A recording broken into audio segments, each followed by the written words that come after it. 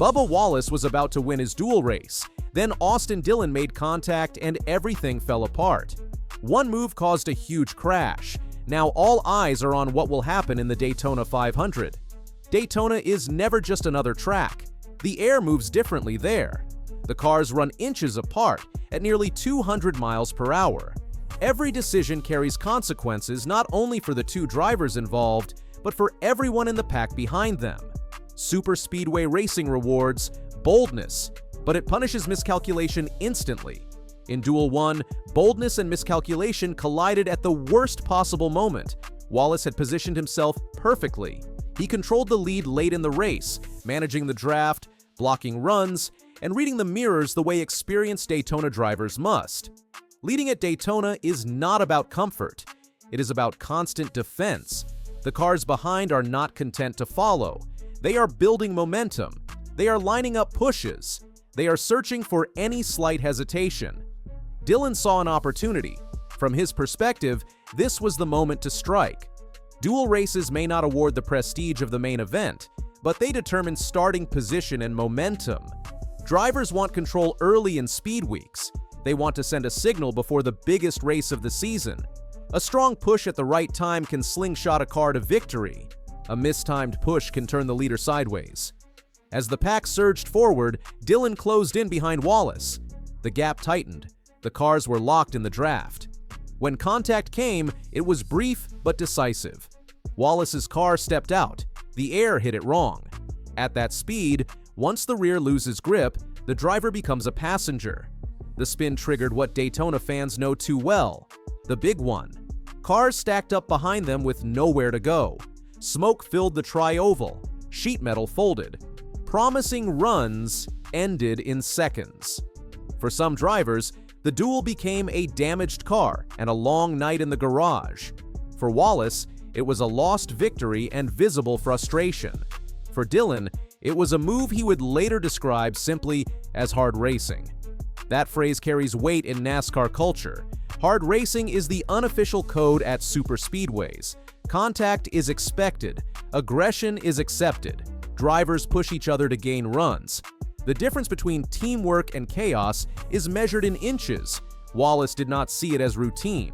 After climbing from the car, his body language told the story before his words did. At Daytona, the leader is vulnerable. The trailing car controls the push.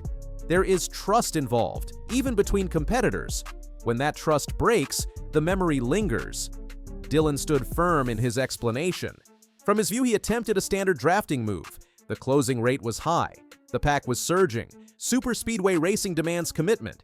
If you hesitate, someone else takes the run. In his mind, the contact was part of the environment they all signed up for.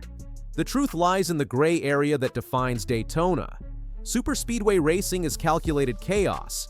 Drivers know the risks. They know that pushing too square can lift the rear tires of the car ahead. They know that bumping in the wrong part of the track can destabilize the leader. They also know that waiting too long means surrendering position. In the final laps, patience rarely wins.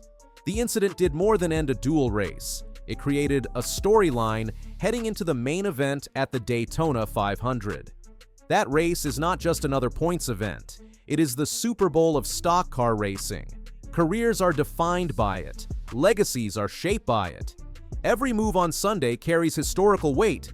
Now there is tension layered on top of that pressure. At Daytona, alliances matter. Drivers from different teams often form temporary partnerships in the draft. They push each other. They communicate through subtle movements. Trust allows cars to run inches apart at full throttle. If trust disappears, the draft changes. Will Wallace choose to work with Dillon on Sunday if they find themselves lined up together? Will Dillon hesitate to push again, or will he double down on aggression? These questions hover over the field.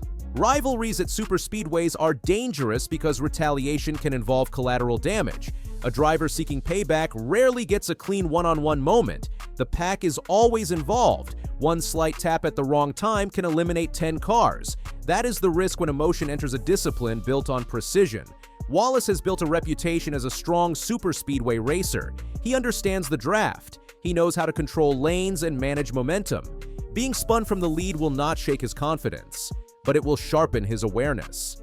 Dillon is no stranger to Daytona intensity either. He has won on big stages. He understands that aggression is often required to win the 500.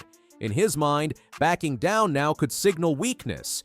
Heading into Sunday, both drivers will replay the moment in their minds. Wallace will think about the angle of contact and the timing of the push. Dillon will think about the closing rate and the opportunity he saw. Each will convince himself that he was right. That conviction sets the stage. The field as a whole will also take note. Other drivers saw what happened. They understand that tension can alter drafting behavior. For Dillon, a strong run on Sunday would validate his approach. If he races aggressively and succeeds, the hard racing explanation gains credibility.